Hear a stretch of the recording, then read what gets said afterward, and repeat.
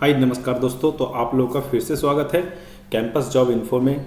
I hope आप लोग अच्छे होंगे और जो भी मेरे साथ जुड़ते हैं नए वाले, आप लोग जरूर है कि आप इस चैनल को सब्सक्राइब कर लीजिए। तो आज जो हम वैकेंसी लाए हुए हैं वो BTSC Bihar technical service commission में आई हुई वैकेंसी के बारे में बताएंगे, जो कि आईटीआई कॉलेज में जो इंस्ट्रक्टर बनते हैं, टीचर बनते हैं, फैकल्टी बनते हैं, उनके रिगार्डिंग हम वैकेंसी के बारे में बताएंगे। कैसे कैसे अप्लाई करना है, क्या नोटिफिकेशन में दिया गया है, कौन कौन लोग अप्लाई कर सकते हैं, ये सारे चीज़ की जानकारी हम आपको इस वीडियो में बताएंगे। तो इसीलिए आप लोग लास्ट तक बने रहिएगा और इस चैनल को हो सके तो आप लोग सब्सक्राइब कर लीजिएगा अगर अच्छा लगे तो, और अपने दोस्तों के बीच में ज़्यादा से ज़्यादा शेयर कर दीजिएगा, ताकि उनको हमेशा जॉब से रिलेटेड, प्राइवेट जॉब हो या किसी कंपनी की जॉब हो या 10-12 पास आउट हो, आईटीआई हो, डिप्लोमा हो, बीटेक हो, किसी भी क्वालिफिकेशन का रिलेटेड अगर मुझे एडवर्टाइजमेंट मिलता है तो मैं उसको आपको ट्रूली वेरीफाई करके मैं आपको डाल देता हूँ यूट्यूब पर, ताकि आप लोगों को हेल्प हो सके। ठीक है, तो चलिए हम आगे बढ़ते हैं। तो इसमें हमने देखा इसके वेबसाइट पे चेक करने के बाद कि ये वेबसाइट मैंने खोल रखा था btsc.bihar.nic.in पे हम क्लिक करते ही आपका ये वेबसाइट पेज खुल जाएगा। बिहार टेक्निकल सर्विस कमीशन का जो है ये वेबसाइट है, जिसमें बहुत सारे इंस्ट्रक्टर के लिए निकला है। इस बीच में तो मैं नीचे से दिखा रहा हूँ आपको कहाँ से शुरू हो रहा है। तो यहाँ पे एडवर्टाइजमेंट देख सकते हैं, important notice regarding advertisement 190-290 engineer electrical और मैकेनिकल और सिविल के लिए। ठीक है, उसके बाद यहाँ पे अदर का देख सकते हैं, देखिए रिगार्डिंग डिटेल्स, ये देख सकते हैं यहाँ पे regarding details advertisement for the trade instructor machinist under ये दिया गया। ठीक है, यहाँ से नोटिस चालू हुआ, ऊपर जितना ऊपर जाएंगे सभी के लिए है। जैसे ये मशीनिस्ट के लिए हो गया, रेफ्रिजरेशन के लिए, एयर कंडीशनिंग के लिए हो गया, ड्राफ्टमैन मैकेनिकल के लिए हो गया, फीटर के लिए हो गया, टर्नर के लिए हो गया, उसके बाद मैकेनिक ट्रैक्टर के लिए होगा, मैकेनिक मोटर व्हीकल के लिए हो गया। ये सारे टीचर का ट्रेड, जो हमारे जो आईटीआई में ट्रेड होते हैं, उस ट्रेड के रिगार्डिंग जो फैकल्टी बनते हैं, उनसे टीचर बनते हैं, उनके ट्रेड के बारे में दिया गया कि ये सब इसका हायरिंग होने वाला है। ठीक है, mechanic auto body repair, mechanic diesel, welder, plumber, foundryman, ये सारे ट्रेड के लिए वैकेंसी इतनी सारे बम्पर निकली हुई है। तो आप लोग जितने लोग हैं, ग्रेजुएट हो, डिप्लोमा हो, आईटीआई किए हो, प्लस सीटीएस कोर्स किए हैं, तो वो लोग इसमें अप्लाई करने के लिए एलिजिबल हैं। और इनके क्राइटेरिया क्या क्या है मैं वो भी बताऊंगा, एक एक स्टेप को बिना स्किप किए हुए। ठीक है, तो आप लोग लास्ट तक देखिएगा ताकि आपको पूरे एक एक स्टेप समझ में आए। इलेक्ट्रीशियन के लिए भी आया हुआ है, इलेक्ट्रॉनिक्स मैकेनिक के लिए आया हुआ है, वायरमैन के लिए आया हुआ है, उसके बाद इलेक्ट्रीशियन पावर डिस्ट्रीब्यूशन के लिए आया हुआ है, सोलर टेक्नीशियन के लिए आया हुआ है, इलेक्ट्रिकल के लिए, मैकेनिक कंज्यूमर इलेक्ट्रॉनिक्स अप्लायंसेज के लिए आया हुआ है, उसके बाद जो है इंटरनेट ऑफ थिंग्स आईओटी के लिए आया हुआ है, स्मार्ट एग्रीकल्चर के लिए है, स्मार्ट सिटी के लिए आईओटी के लिए है, टेक्नीशियन स्मार्ट हेल्थ केयर के लिए भी आया हुआ है, आईओटी के लिए है, उसके बाद ड्राफ्टमैन सिविल के लिए है, इंफॉर्मेशन एंड कम्युनिकेशन टेक्नोलॉजी के लिए भी आया हुआ है, सर्वेयर का है, engineering drawing computer aided design CAD जिसको बोलते हैं। ठीक है, तो ये भी सारे चीज़ के लिए इसमें इंस्ट्रक्टर के लिए निकला हुआ है। ठीक है, तो मैं किसी एक के लिए दिखाता हूँ। तो मेरा ट्रेड जो है आईटीआई में था डीजल मैकेनिक। ठीक है, तो मैं डीजल मैकेनिक को उसको पे क्लिक करके मैं उसका एडवर्टाइजमेंट देखता हूँ पहले नोटिस का। यहाँ पे क्लिक करेंगे नोटिस पे जाने के बाद यहाँ पे इसका पेज ऑन होगा, ये ओपन हो जाएगा। तो थोड़ा आप डाउनलोड होने देते हैं इसको पेज को, उसके बाद आप इसको डिटेल से पढ़ते हैं, फिर अप्लाई करने के लिए प्रोसेस जानेंगे कैसे अप्लाई करना है। ठीक, यहाँ पे देखिए विज्ञापन दिए हुए श्रम संसाधन विभाग पटना अंतर्गत निदेशालय नियोजनालय एवं प्रशिक्षण बिहार पटना के लिए। यहाँ पर से हम डाउनलोड कर लेते हैं। डाउनलोड करने के बाद इसको चेक करेंगे तो पूरे अच्छे से पता चलेगा। और इसका जो है हम लोग डेस्कटॉप पर चेक करते हैं। ठीक है, तो यहाँ पर देख सकते हैं कि ये पूरा पेज जो है आपको साफ साफ दिखेगा यहाँ से। अब यहाँ पे देख सकते हैं कि क्या क्या चीज़ों के बारे में दिया गया है। ठीक है, तो ये वेबसाइट दिए हुआ है BTSC बिहार.nic पे। यहाँ पे आकर क्लिक करके इस पर हम लोग अब जो चालू होगा वो 23/5/2000 शुरू हो जाएगी अप्लाई होना। उसके बाद 22/6/2023 तक ऑनलाइन होगी। ऑनलाइन आवेदन पत्र आमंत्रित किए जाते हैं अधियाची विभाग द्वारा रोस्टर के अनुसार उपलब्ध कराए गए पदों की विवरणी निम्नलिखित रूप से दिया गया है। तो इसमें जो कौन कौन चीज़ सब अप्लाई होगा, मैकेनिक डीजल के लिए देखिए वेतन जो ग्रेड पे रहेगा 9300 से लेकर के 34,800 रहेगा और 4200 ग्रेड पे रहेगा। और जो इसका जो लेवल रहेगा, जो कौन से कैटेगरी का आपका जॉब रहेगा, तो ये 6 लेवल का रहेगा। ठीक है, जो कि हायर लेवल का होता है। ठीक है, इसमें जो आपका क्वालिफिकेशन मांगा गया है इसमें जो मैकेनिक डीजल व्यवसाय से राष्ट्रीय शिक्षा प्रमाण पत्र या राष्ट्रीय व्यवसाय प्रमाण पत्र होना चाहिए आपके पास। उसका अनुभव जो है राज्य सरकार, भारत सरकार से मान्यता प्राप्त किसी उद्योग संस्थान से संबंधित क्षेत्र में काम करने या किसी संगत तकनीकी अध्यापक प्रशिक्षक के रूप में न्यूनतम 3 वर्ष तक का अनुभव हो। अगर आपने मैकेनिक डीजल से आपने ITI कर रखा है, साथ में आपके पास 3 साल का टीचिंग का एक्सपीरियंस है, या किसी कंपनी में टीचिंग का किया हो, या आप किसी राज्य सरकार में किया हो, ये सब अगर आपके पास एक्सपीरियंस है तो आप इसमें बन सकते हो इंस्ट्रक्टर के लिए। तीसरी नंबर बात है प्रशिक्षण एवं शिक्षण देने के लिए अधिमानी अर्हता संबंधित व्यवसाय में craftsman instructor training scheme CITS का 1 वर्षीय प्रमाण पत्र होना आपका आवश्यक है।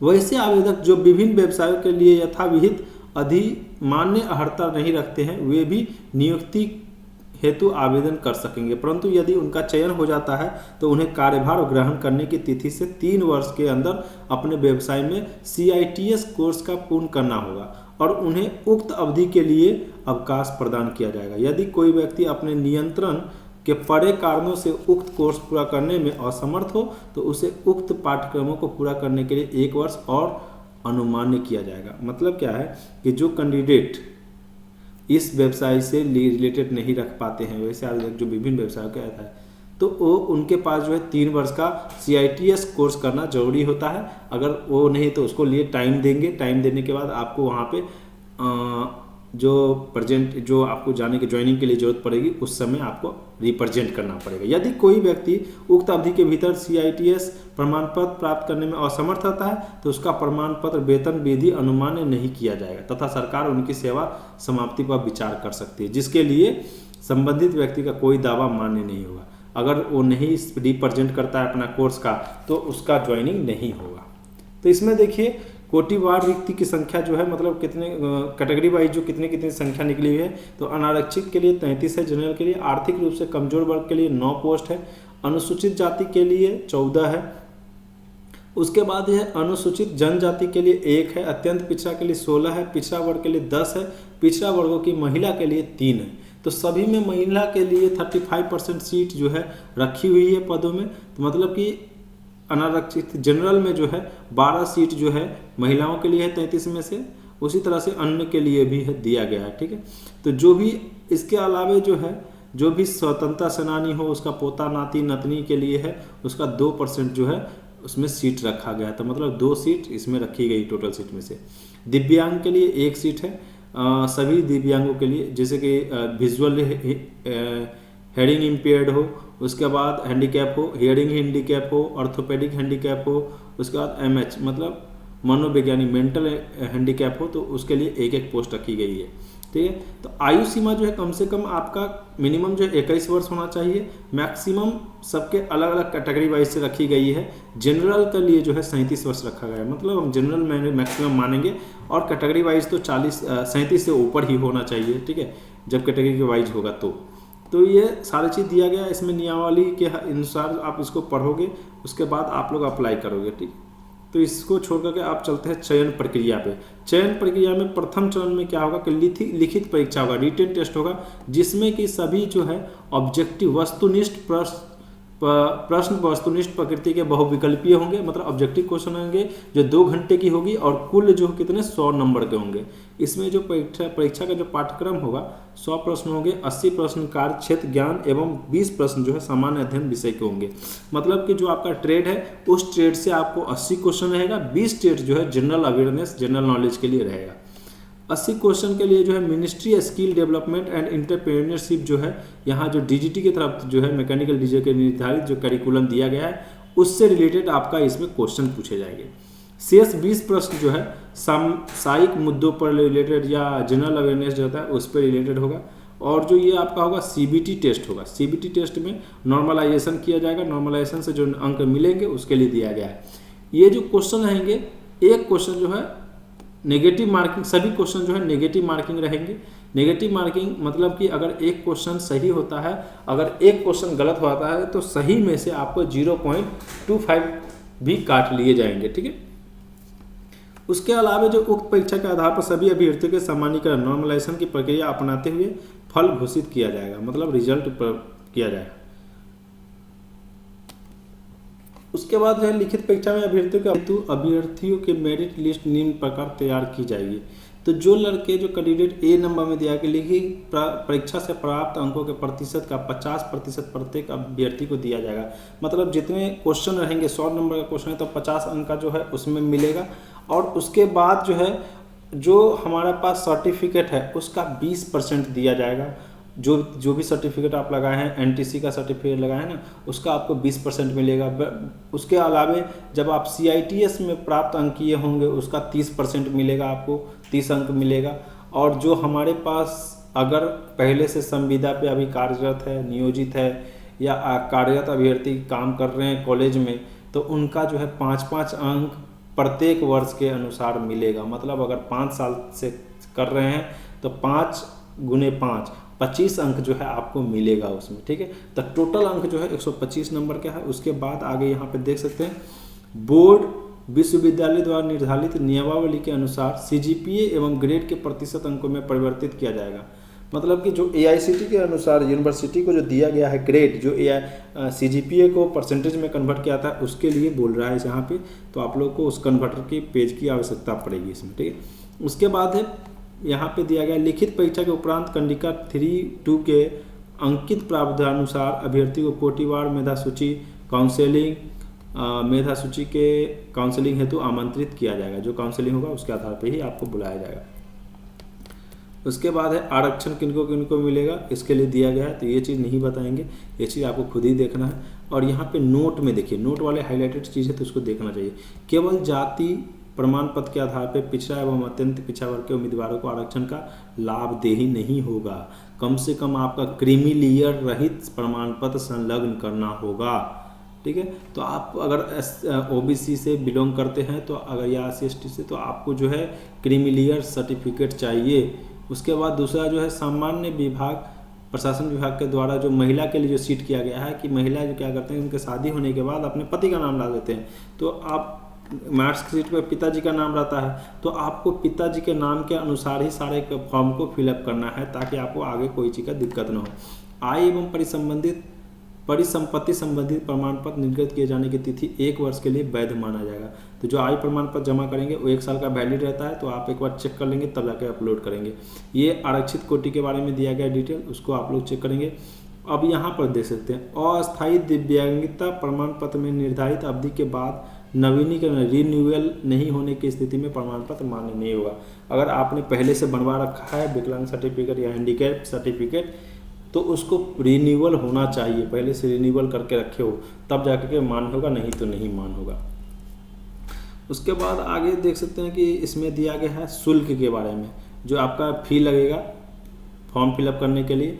यहाँ पे देखिए जनरल ओबीसी के लिए और आर्थिक रूप से कमजोर वालों के लिए 600 रुपये है। अनुसूचित जनजाति के लिए जो है 150, आरक्षित अनारक्षित वर्ग के लिए 150, महिला के लिए 150, और जो राज्य से बाहर के लिए है कैंडिडेट भरना चाहते हैं उनके लिए 600 रुपये लगेंगे।